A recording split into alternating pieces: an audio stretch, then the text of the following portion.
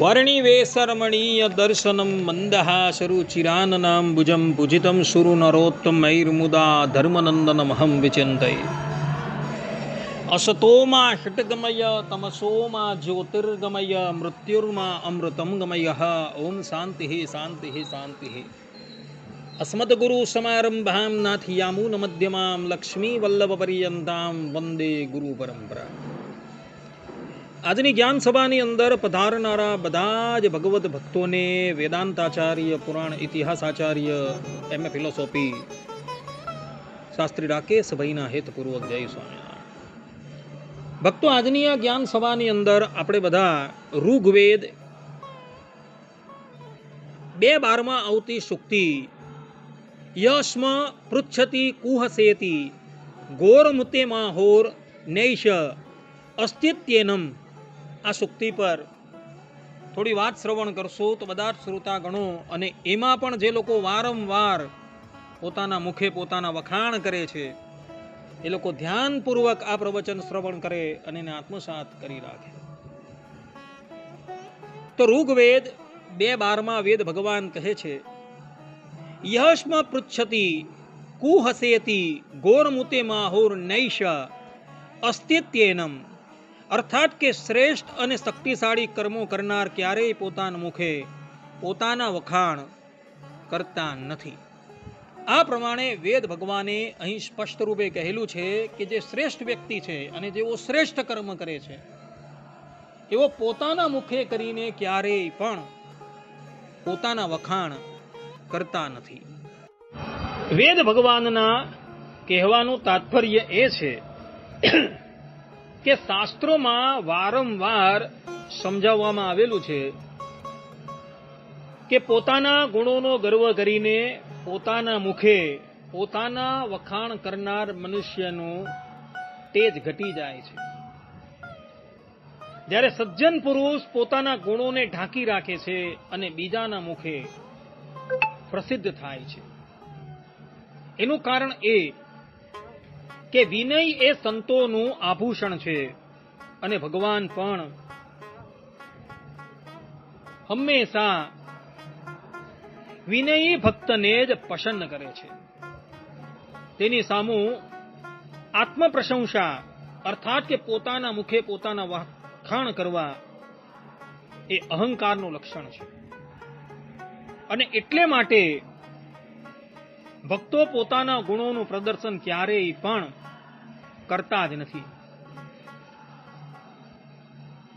આ સંબંધમાં ગોસ્વામી તુલસીદાસ રામચરિત માનસ અરણ્ય કાંડમાં કહે છે, નિજ ગુણ શ્રવણ સુનત સકુચાહી પરગુણ સુનત અધિક હર્ષાઈ. અર્થાત કે સંતો પોતાના ગુણો સાંભળીને સંકોચ અનુભવે છે, પરંતુ બીજાના ગુણો સાંભળીને અત્યંત આનંદ પામે છે. કારણ કે આ જ સંત સ્વભાવનું ઉત્તમ લક્ષણ છે. પોતાના વખાણ ગમવા કે પોતે જ પોતાના વખાણ કરવા કરતા બીજાના ગુણોમાં આનંદ માનવો એ જ વાસ્તવમાં સાચી વિનમ્રતા છે. મહાભારતના ઉદ્યોગ પર્વમાં વૈશંપાયન ઋષિ કહે છે કે આત્મના આત્મનમ ન સ્તોયાત, અર્થાત કે મનુષ્યએ પોતાના મુખે પોતાના વખાણ ક્યારેય પણ કરવા જોઈએ નહીં. એનું કારણ કે આત્મ પ્રશંસા કરવાથી માણસનું ગૌરવ ઘટી જાય છે. અને એટલે માટે અહીં વૈશંપાયન ઋષિ પોતાના મુખે પોતાના વખાણ કરવાની મનાઈ કરે છે. ભગવાન સ્વામિનારાયણ શિક્ષાપત્રીના 37મા શ્લોકમાં કહે છે કે સ્વશ્લાઘા સ્વમુખેન ચ, અને પોતાના મુખે કરીને પોતાના વખાણ ક્યારેય પણ ન કરવા. શા માટે ન કરવા? કોઈ પણ વ્યક્તિને જિજ્ઞાસા થાય તો શ્રીમદ મહાભારતની અંદર કર્ણ પર્વમાં અધ્યાય 70 શ્લોક 29 ની અંદર ભગવાન વેદવ્યાસજી કહે છે કે પોતાની જ વાણીથી પોતાના ગુણોનું વર્ણન કરવામાં આવે એ પોતાના હાથે પોતાની હત્યા કરવા બરાબર છે.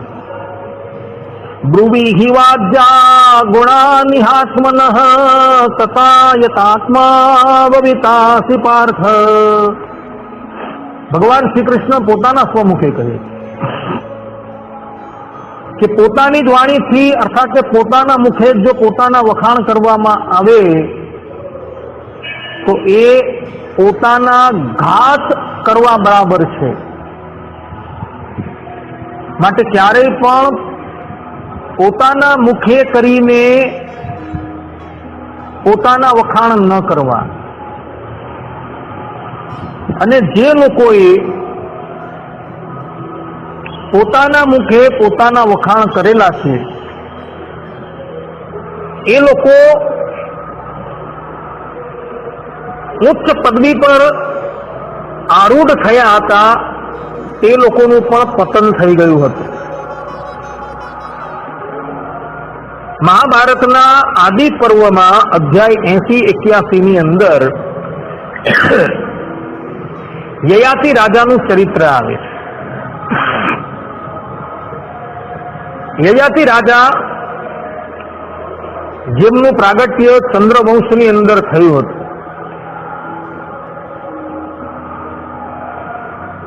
અને એમના લગ્ન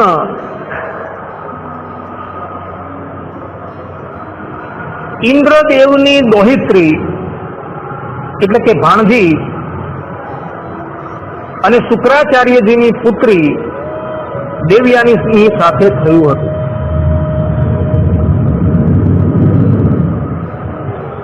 રાજા અત્યંત ધાર્મિક હતા એટલે દેહ ત્યાગ કરીને સ્વર્ગલોકની અંદર ગયા અને સ્વર્ગલોકની અંદર પણ એના પુણ્ય એટલા બધા હતા કે દેવરાજ ઇન્દ્ર જે સિંહાસનની ઉપર બિરાજમાન થાય એ સિંહાસનની બરાબર બાજુમાં એટલે દેવરાજની સાથે જ એ બિરાજમાન થાય, કારણ કે એનું એટલું બધું પુણ્ય હતું. અને દેવરાજ ઇન્દ્રને મનની અંદર આ બાબત બહુ ખટકે કે યયાતિ રાજા જે છે એ બરાબર મારી બાજુમાં બિરાજમાન થાય, હું ત્રિલોકીનો અધિપતિ, અને છતાં પણ આ માનવ જે છે એ પોતાના સત્કર્મને લઈને મારી બાજુમાં બિરાજમાન થાય છે. એક રીતે જોવા જાય તો એમના જમાઈ પણ છે, તમને કીધું તે પ્રમાણે. છતાં પણ ઈર્ષ્યા ત્યાં. ઈર્ષ્યા વસ્તુ બધો કેવલ માનવ લોકની અંદર જ છે એવું નહીં સમજતા. દેવતાઓને પણ પરસ્પર બહુ ભારી ઈર્ષ્યા છે. જેનું દ્રષ્ટાંત આવ્યું આ છે કે પોતાના જમાઈ છે છતાં દેવરાજ ઇન્દ્રને બહુ કષ્ટ થાય છે. એક દિવસ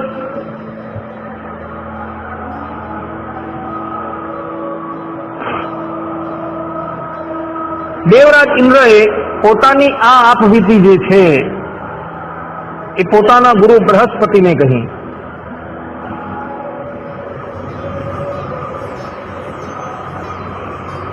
અને કહ્યું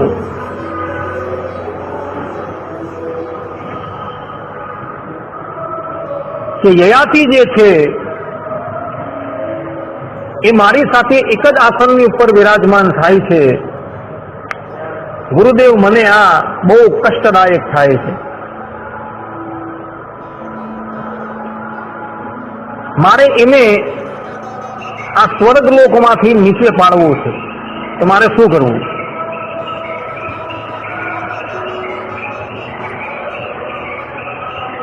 ત્યારે દેવગુરુ બૃહસ્પતિએ કહ્યું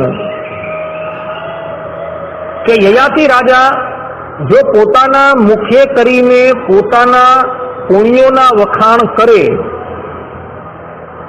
તો એ ધરાતલ પર પડી જાય, અર્થાત કે સ્વર્ગ લોકમાંથી એ ચ્યુત થઈને ધરાતલ પર જતા રહે. માટે તમે યયાતિ રાજાની પાસે પોતાના મુખે કરીને પોતાના વખાણ કરાવડાવો.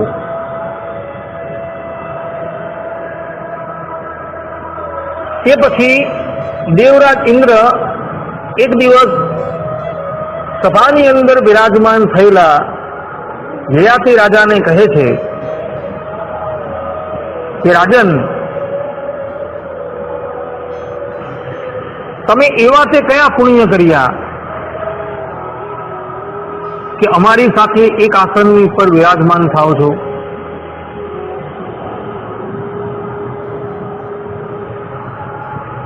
એટલે એ યયાતિ રાજા જે છે એ પોતાના મુખે કરીને પોતાના વખાણ કરવા લાગ્યા.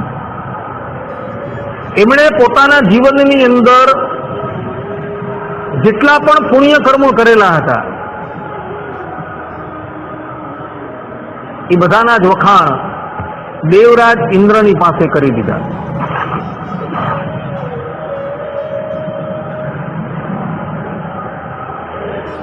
અને એને લઈને યયાતિ રાજાના પુણ્ય જે છે એ બધા સમાપ્ત થઈ ગયા.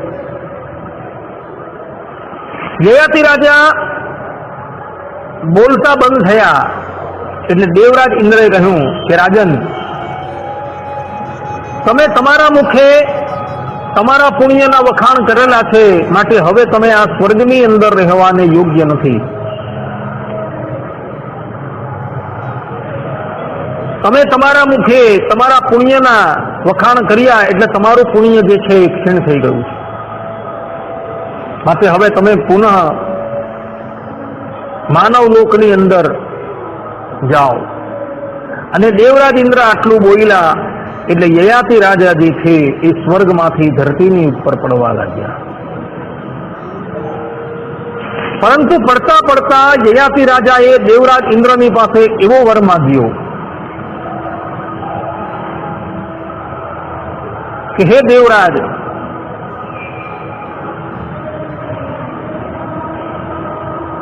કૃપા કરીને મને એવા વ્યક્તિની વચ્ચે તમે પાળજો જે ખરેખર સત્પુરુષો હોય.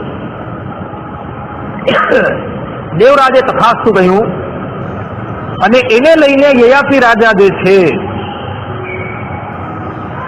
એ 4 સત્પુરુષોની વચ્ચે પડ્યા. અને એ 4 પુરુષો જે હતા એ 4 એના નવાસી હતા.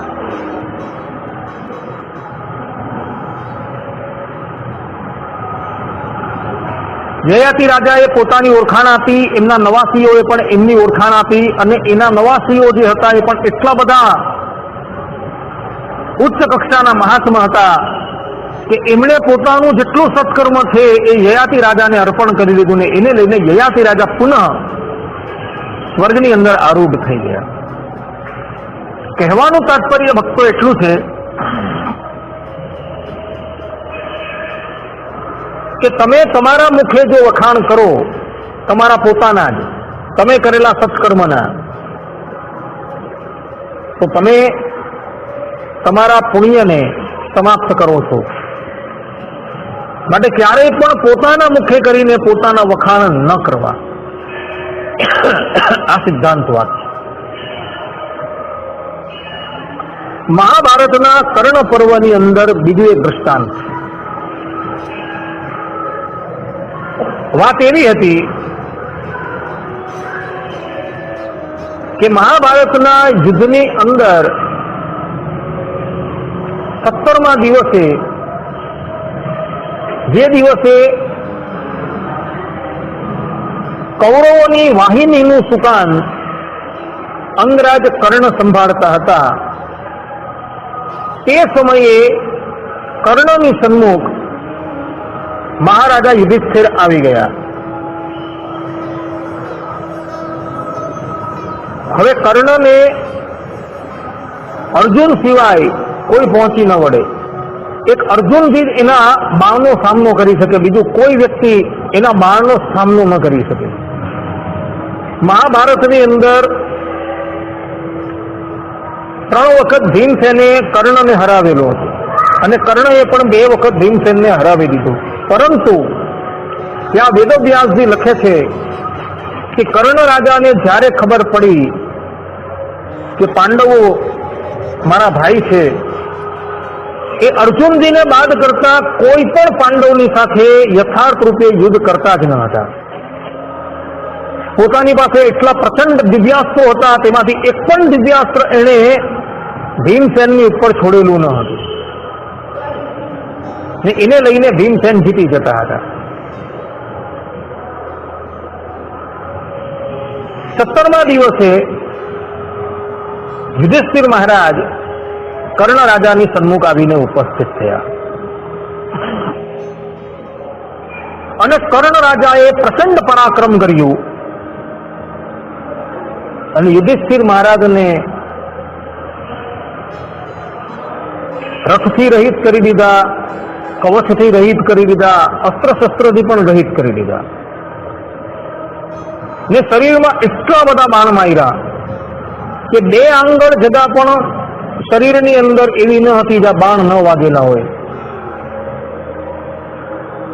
આખા શરીરમાંથી રક્તની ધારા વહેવા લાગી. કવચ પણ તોડી નાખ્યું, રથ પણ તોડી નાખ્યો, ઘોડા પણ મારી નાખ્યા. એના પાર્શ્વ રક્ષકો હતા એને પણ સમાપ્ત કરી દીધા. એટલે યુધિષ્ઠિર મહારાજ રણ મેદાનમાંથી પલાયન કરી ગયા અને દોડતા દોડતા પોતાના શિબિરમાં આવ્યા અને શિબિરમાં આવીને એ વિશ્રામ કરતા હતા અને વૈદ લોકો જે છે એ એમનો ઉપચાર કરતા હતા. હવે આ તરફ અર્જુનજી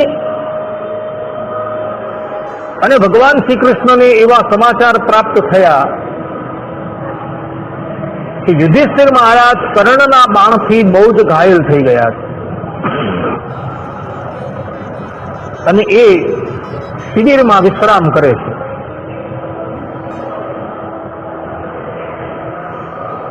એટલે અર્જુનજીએ ભગવાન શ્રી કૃષ્ણને કહ્યું કે પ્રભુ, આપ રથ જે છે એ મહારાજા યુધિષ્ઠિરના શિબિરમાં લઈ જાઓ, કારણ કે આપણે પહેલા યુધિષ્ઠિર મહારાજના ખબર અંતર જાણી લઈએ.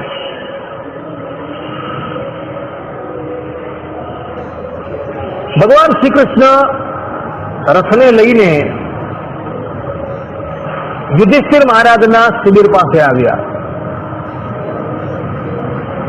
અને શિબિરની પાસે રથ ઉભો રાખ્યો. અર્જુનજી અને શ્રી કૃષ્ણ ભગવાન યુધિષ્ઠિર મહારાજના ખબર અંતર પૂછવા માટે એની પાસે આવ્યા. એટલે યુધિષ્ઠિર મહારાજને એમ થયું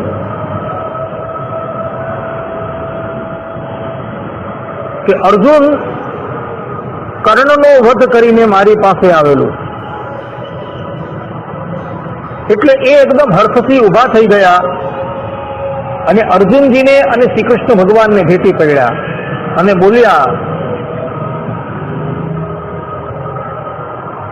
કે સારું થયું પાર્થ, તે કર્ણને મોતને ઘાટ ઉતારી દીધું.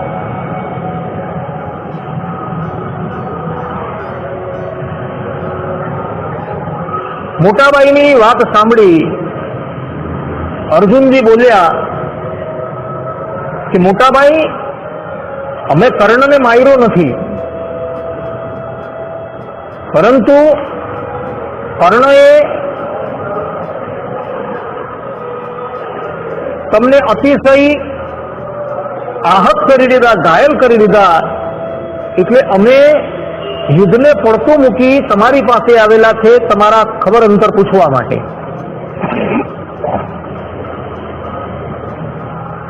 અર્જુનજીની આ પ્રમાણેની વાણી સાંભળી મહારાજા યુધિષ્ઠિર અત્યંત કૃપાયમાન થઈ ગયા.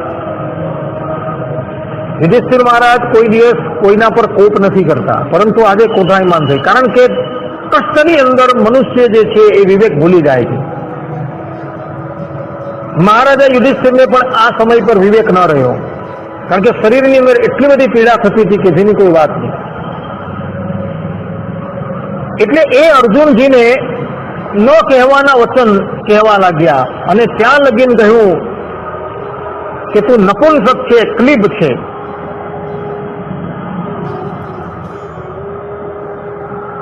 અને અંતે કહ્યું કે તારામાં સામર્થ્ય નથી તો તારું આ ગાંડીવ જે છે એ નીચે મૂકી દે. હવે અર્જુનજીને એવી પ્રતિજ્ઞા હતી કે કોઈ વ્યક્તિ એને એમ કહે કે તારું ગાંડીવ તું એક બાજુ મૂકી દે તો મારે એ વ્યક્તિનો વધ કરી દેવો. આ પ્રમાણેની એની પ્રતિજ્ઞા હતી. એટલે એણે મ્યાનમાંથી તલવાર કાઢી અને એ યુધિષ્ઠિર મહારાજનો વધ કરવા માટે તૈયાર થઈ ગયો.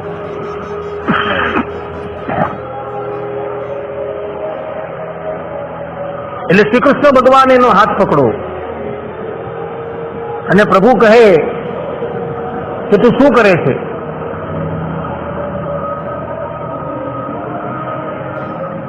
ત્યારે અર્જુનજી કહે છે કે મારી એવી પ્રતિજ્ઞા છે કે જે પણ કોઈક વ્યક્તિ અમને એવું કહે કે ભાઈ તારું ગાંડીવ તું મૂકી દે તો મારે એનો વધ કરી દેવો. મારા મોટા ભાઈએ મને એમ કહ્યું કે ભાઈ ગાંડીવ તું એક બાજુ મૂકી દે, એટલે હવે હું એને મારીને જ રહીશ. ભગવાન શ્રી કૃષ્ણ કહે કે તમારા ભરતવંશીઓની પણ આ એક બહુ મોટી કુટેવ છે. તમે લોકો જ્યાં જાઓ ત્યાં કેવલ ને કેવલ પ્રતિજ્ઞા જ કરતા હો છો.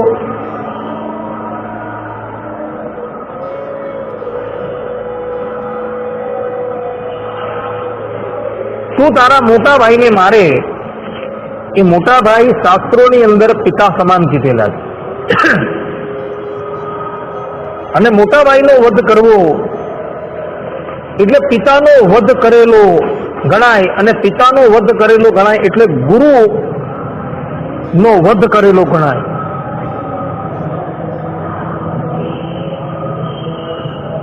અર્જુનજી કહે પણ કેશવ, અમે તો પ્રતિજ્ઞા કરી ચૂકેલા છીએ, અમારી આ પ્રતિજ્ઞા હવે રહે એવો આપ ઉપાય કરો.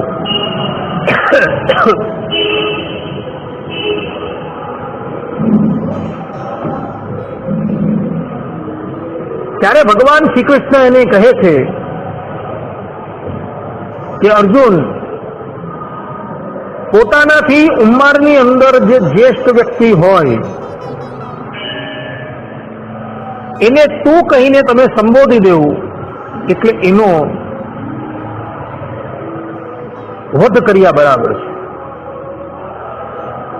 ભક્તો, પોતાનાથી જ્યેષ્ઠ વ્યક્તિને તું કહીને ક્યારેય પણ બોલાવાય નહીં. પત્ની પોતાના ભર્તાને ક્યારેય પણ તું કહીને બોલાવી શકે નહીં. હા, એક કાળમાં છૂટ આપેલી, જયારે રતિ ક્રિયા થતી હોય ત્યારે તું કહી શકે, પરંતુ તે સિવાય નહીં. તે જ પ્રમાણે કોઈક વડીલની સાથે પરસ્પર વિવાદ થતો હોય અને તે સમયે જો એને તું કહેવામાં આવે તો તે જગ્યાએ જો તું કીધું હોય તો એ અપરાધમાં નથી આવતું. આ પ્રમાણેની વાત શાસ્ત્રોની અંદર લખેલી છે. પણ એ સિવાય તમે ઇતર જગ્યાની અંદર કોઈ વડીલને તું કહીને બોલાવો તો એનો વધ કર્યો બરાબર છે. અંગ્રેજી ભાષાની અંદર તમે જોજો, યુ કહે, યુ, મોટા હોય કે નાના હોય, એ બધાને યુ એટલે તું. ક્યારેય પણ ભક્તો અંગ્રેજી ભાષાનો પ્રયોગ ન કરતા. આ ભૂતલની ઉપર સૌથી ઘટિયામાં ઘટિયા કોઈ ભાષા હોય તો એ અંગ્રેજી ભાષા છે. ભવિષ્ય પુરાણની અંદર સ્પષ્ટ રૂપે લખેલું છે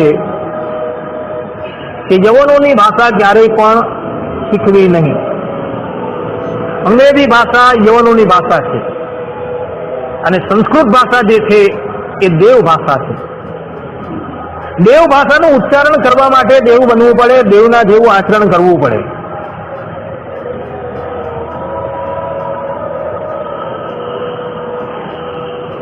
ઋગ્વેદની અંદર ત્યાં લખેલું છે કે જે વ્યક્તિ અશુદ્ધ ઉચ્ચારણ કરતો હોય એ પણ અસુર છે. વ્યાસાસનની ઉપર બિરાજમાન થઈને પછી તમે જો અશુદ્ધ ઉચ્ચારણ કરો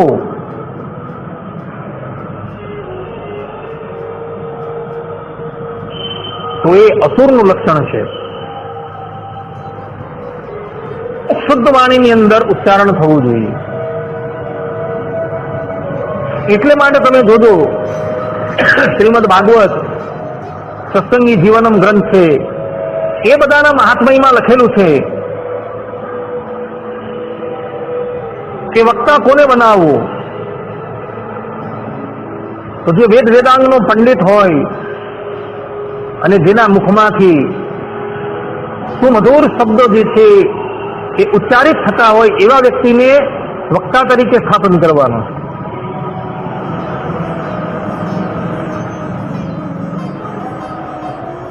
બીજાને વક્તા તરીકે સ્થાપવાનું નથી.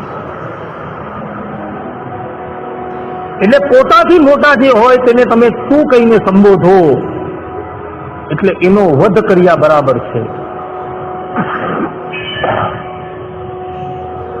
ભગવાન શ્રી કૃષ્ણ અર્જુનજીને કહે છે કે અર્જુન, તું તારા મોટા ભાઈને તું કહીને સંબોધ, અને તું કહીને સંબોધશે એટલે એનો વધ થઈ જશે.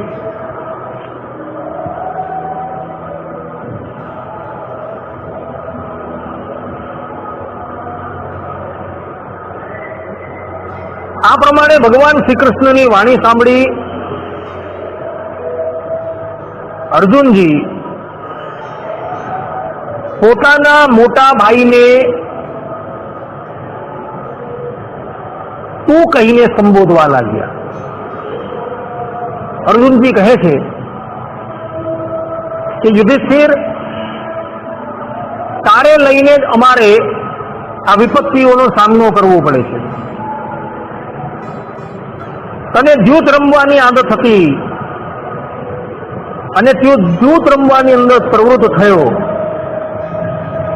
એક જૂથની અંદર અમારું સર્વસ્વ રાજ્ય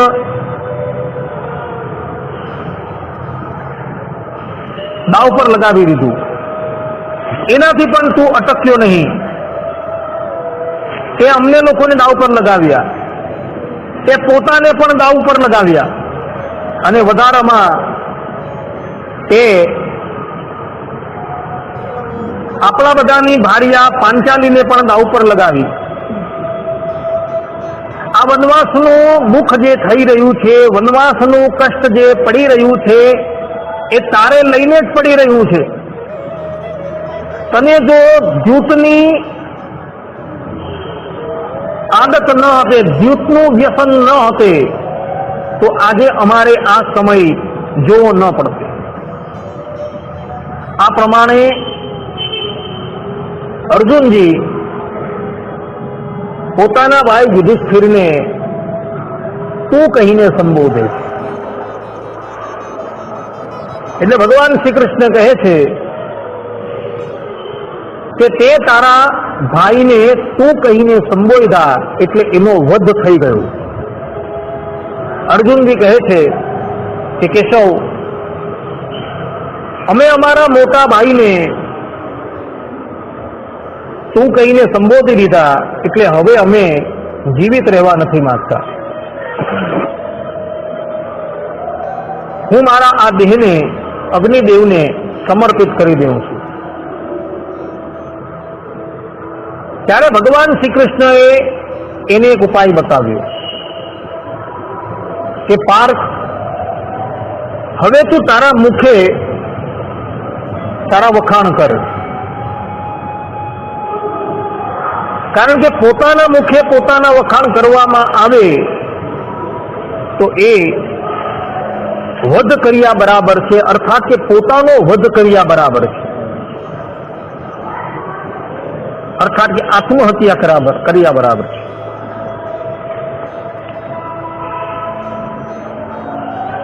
ભગવાન શ્રી કૃષ્ણની વાત સાંભળી અર્જુનજી પોતાના મુખે કરીને પોતાના વખાણ કરવા લાગ્યા કે અમે 5 વર્ષ પર્યંત એક પગે ઉભા રહીને તપસ્યા કરી અને એ તપસ્યાથી ભગવાન શંકર પ્રસન્ન થયા અને ભગવાન શંકર મારી સાથે યુદ્ધ કરવા માટે આવ્યા તો યુદ્ધની અંદર અમે એને સંતુષ્ટ કરી દીધા. ત્યારબાદ હું સ્વર્ગમાં ગયો. સ્વર્ગમાં જઈને અમે દિવ્યાસ્ત્રની પ્રાપ્તિ કરી. ઉર્વશી નામની અપ્સરા કામ ભાવે મારું વરણ કરવા માટે આવી, છતાં પણ હું મારી સ્થિતિ પરથી ચલાયમાન ન થયો. મારા જેવો જીતેન્દ્રિય કોણ હોઈ શકે? દેવરાજ ઇન્દ્રના અનુરોધથી અમે પાતાળની ઉપર આક્રમણ કર્યું અને ત્યાં રહેલા કાલકેય અને નિવાત કવચ નામના દૈત્યને મોતને ઘાટ ઉતારી દીધા. મારા જેટલું પરાક્રમ કોની અંદર હોય? મહાભારતના યુદ્ધની અંદર અજય એવા ગંગાપુત્ર ભીષ્મને અમે મોતને ઘાટ ઉતારી દીધા. બીજા પણ કેટલાય રાજાઓને મોતને ઘાટ ઉતારી દીધા. મારાથી શ્રેષ્ઠ પરાક્રમ કોનું હોય? હું આ જગતની અંદર અદ્વિતીય વીર છું. મારા બાણોનો સામનો કરનાર આ જગતની અંદર કોઈ નથી.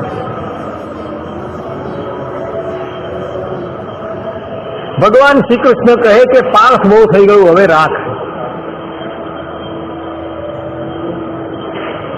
તું આટલું બોલ્યો એમાં જ તારો વધ થઈ ગયો, અર્થાત કે તે તારા મુખે તારા વખાણ કર્યા એમાં જ તારો વધ થઈ ગયો છે. તે પછી અર્જુનજી યુધિષ્ઠિર મહારાજના ચરણમાં પડી જાય છે અને પોતાના અપરાધ બદલ ક્ષમા માંગે છે. યુધિષ્ઠિર મહારાજ તો ક્ષમાની મૂર્તિ હતા, પાર્થના અપરાધને પણ એ ક્ષમા કરી દે છે અને પોતાના અપરાધ બદલ પણ એ અતિશય જ્ઞાની અનુભવે છે. કહેવાનું ભક્તો તાત્પર્ય એ છે કે પોતાના મુખે ક્યારેય પણ પોતાના વખાણ ન કરવા. કારણ કે પોતાના મુખે જો પોતાના વખાણ કરવામાં આવે તો એ આત્મહત્યા કરવા બરાબર છે. અને એવો વ્યક્તિ જે છે એ પોતાના સમસ્ત ધર્મ કર્મોથી હાથ ધોઈ બેસે છે. માટે ક્યારેય પણ પોતાના મુખે કરીને પોતાના વખાણ કરતા નહીં. અન્યથા નહુસ રાજા જે પોતાના પુણ્યોથી હાથ ધોઈ બેઠેલા હતા તેમ તમારે પણ પોતાના પુણ્યોથી પોતાના સત્કર્મોથી હાથ ધોવા પડશે. કોઈ અન્ય પણ તમારી સન્મુખ તમારા વખાણ કરતા હોય ત્યારે મનની અંદર એવું જ વિચારજો કે મારી અંદર એવી કોઈ યોગ્યતા છે નહીં. હું એક સામાન્યમાં સામાન્ય વ્યક્તિ છું. તો મારી અંદર જે પણ કંઈક યોગ્યતા દેખાય છે એ યોગ્યતા કેવલ ને કેવલ પરબ્રહ્મ પરમાત્મા ભગવાન શ્રીમદ નારાયણે મને આપેલી છે ને મારા દ્વારા એ કાર્ય કરાવવા માંગે છે. વસ્તુતા એ આ પંચભૂતના દેહની અંદર એવી કોઈ પણ યોગ્યતા નથી. એ પ્રમાણે તમે વિચારશો તો ક્યારેય પણ કોઈ વ્યક્તિ તમારી સન્મુખ તમારા વખાણ કરતો હોય તો તમને ક્યારેય પણ અહંકાર ન આવે. અન્યથા મનુષ્યને તો હંમેશા પોતાના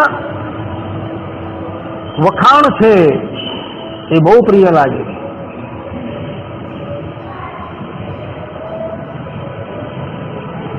કોઈ પણ વ્યક્તિ હોય, નાનામાં નાની વ્યક્તિ હોય તેને પણ, અને અતિશય ધનવાન વ્યક્તિ હોય તેને પણ હંમેશા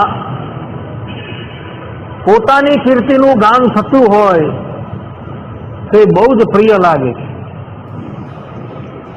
માટે ક્યારેય પણ પોતાની કીર્તિનું ગાન થતું હોય ત્યારે હંમેશા પોતાની ન્યૂનતા સમજજો.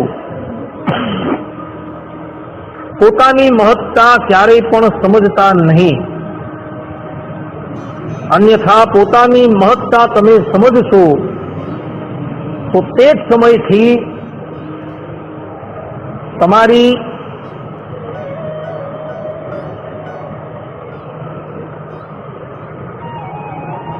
પતંતતા જે છે એને તમે નોતરશો. માટે ખાસ ધ્યાન રાખજો અને ખાસ પોતાના મુખે પોતાના વખાણ ક્યારેય પણ કરતા નહીં. આ સિદ્ધાંત વાત છે. અસ્તુ.